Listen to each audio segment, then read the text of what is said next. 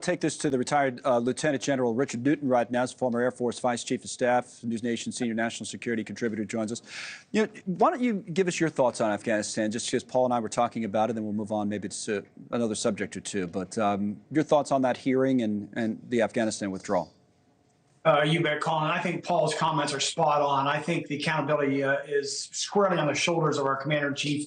President Biden, it was the lowest point, I believe, of his administration.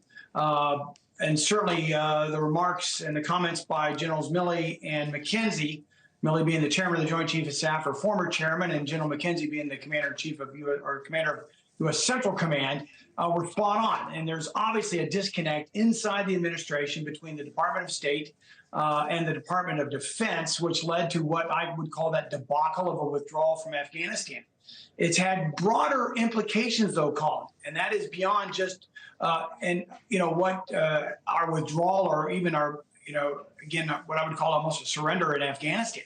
And this is, by the way, no impact on our men and women in uniform who served for years valiantly in Afghanistan, or like Paul, our Iraqi war vets as well. This is really out of Washington, D.C., and therefore the impact is not necessarily just in Afghanistan, by the way, where ISIS is now regrouping, but then again across the globe in terms of the United States, whether or not we'll continue to support our allies, whether or not we'll continue to fight, whether or not we'll stand for democracy and freedom and so forth, which is now playing a key role in terms of Russia invading Ukraine 2 years or so ago. We've got now Israel, Hamas. We've got China, Taiwan, and Iran behind Hezbollah, the Houthis in Yemen, and now Hamas. Right. And so a lot to unpack there, but nonetheless, it had very broad implications on U.S. global position in the world, but also our U.S. national security interests. Fair. Let's unpack part of it. Like you said, there is a lot there. Let's talk about Israel for a minute, okay? Because, Paul and I were discussing the politics of this Netanyahu siding with the GOP.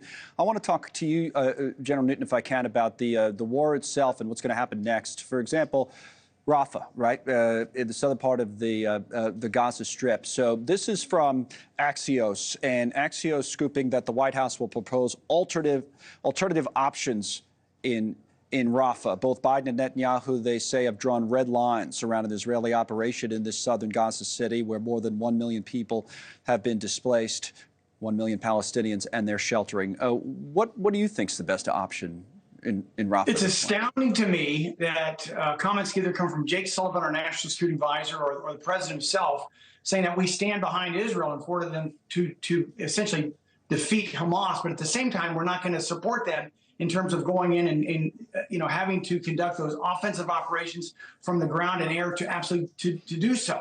And so it makes no sense to me. I believe we need to be standing behind Prime Minister Netanyahu and our close ally Israel to finish the job. October 7th of last year, the brutal attack from Hamas on Israel was their 9/11 event.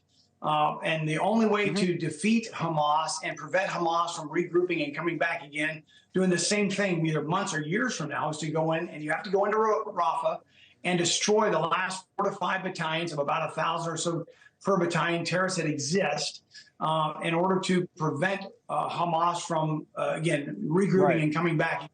Let me put up on the screen for just these options, because I think I know which one you're going to pick, but I just want to make the point here, what's supposedly being considered. To add to that, I was talking about what Axios has. Here's the options they say are up there. Delay military operations, focus on the humanitarian situation.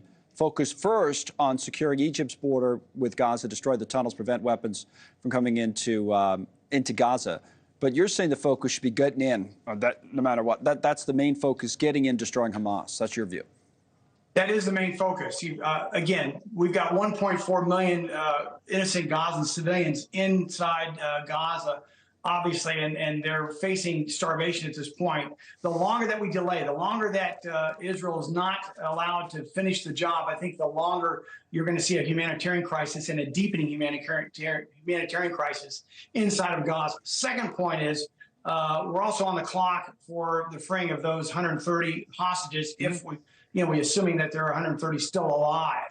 And the third point is the longer that Hamas is able to push back to not only Israel, but in terms of the rest of the world, that they're able to survive politically, and their leadership is able to survive politically, they end up compelling the United States and others to push back against Israel from going in and actually conducting those offensive operations. If that's the case, at the end of the day, Colin, if Hamas is able to survive, Hamas wins, Israel loses, and that's bad for everybody, in my view.